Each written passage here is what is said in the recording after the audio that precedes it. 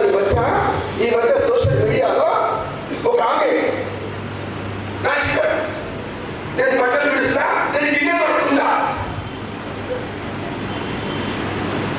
చదువుకున్న మహిళ, నటించే మహిళ, మన కుటుంబాల్లో పుట్టిన మహిళ బట్టలు విడిచి బయలుదేరించి సోషల్ మీడియాలో చెబుతుంటే ఇంకొకడు నువ్వు బట్టలు విడిస్తే చూస్తా, నువ్వు బట్టలు విడిస్తే చూస్తా అనేటువంటి దౌర్భాగ్యంగా ఉన్నటువంటి ఈ సోషల్ మీడియా ప్రపంచంలో ఎస్పీఆర్ విద్యార్థులు ఈ వేదిక మీదకి వచ్చి సంస్కృతి గురించి మాట్లాడడం, కల్చర్ గురించి మాట్లాడడం గొప్ప కాదా? చెప్పండి, చెప్పండి కొట్టండి మీరు.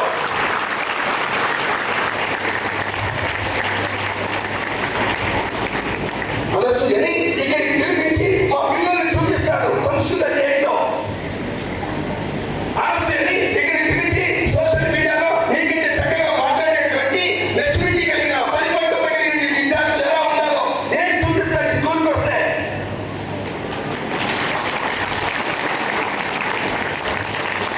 చదువు కాదని సంస్కారం దేశంలో అవసరం. మిత్రులారా, దేశంలో సంస్కారం అవసరం. ఉగ్రవాదులు కూడా చదువుకుంటారు, టెక్నాలజీ నేర్చుకుంటారు, బాంబులు ఎలా వేయాలో, బాంబులు ఎలా తయారు చేయాలో. ఉగ్రవాదులు, తీవ్రవాదులు, నక్సలైట్లు వాళ్ళు కూడా ఇంజనీర్లు అవుతారు, సైంటిస్టులు అవుతారు. కానీ దేశాన్ని ఆస్తుల్ని ధ్వంసం చేస్తారు, కుటుంబాన్ని విచ్ఛిన్నం చేస్తారు. నేను మిమ్మల్ని కాదు, నేను సైంటిస్ట్ అయినా, డాక్టర్ అయినా, ఇంజనీర్ అయినా, నేను వ్యాపారి అయినా, నేను మిలిటరీకి వెళ్ళినా, నేను వ్యవసాయంలో ఉన్నా, ఏది చేసినా నా దేశం కోసమే చేస్తాను, నా యొక్క కుటుంబాల కోసమే చేస్తాను. దేశం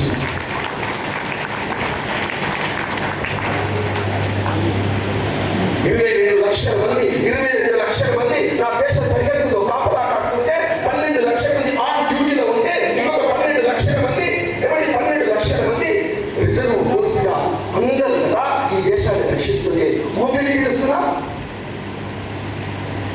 నువ్వు ఈ దేశం కోసం ఏం చేయవా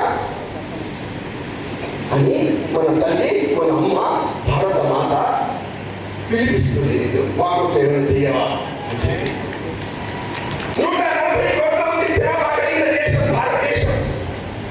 నాతో పాటే సరి సమానంగా 140 కోట్ల జనాభా ఉన్న దేశం చైనా. పిల్లలు లేరు అక్కడ, పిల్లలు లేరు, ఉంటున్నారంతా.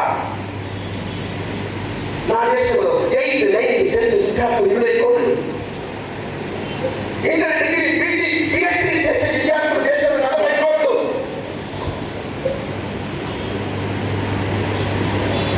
అమెరికా జనాభా 40 కోట్లు, నా యువకుల జనాభా 40 కోట్లు.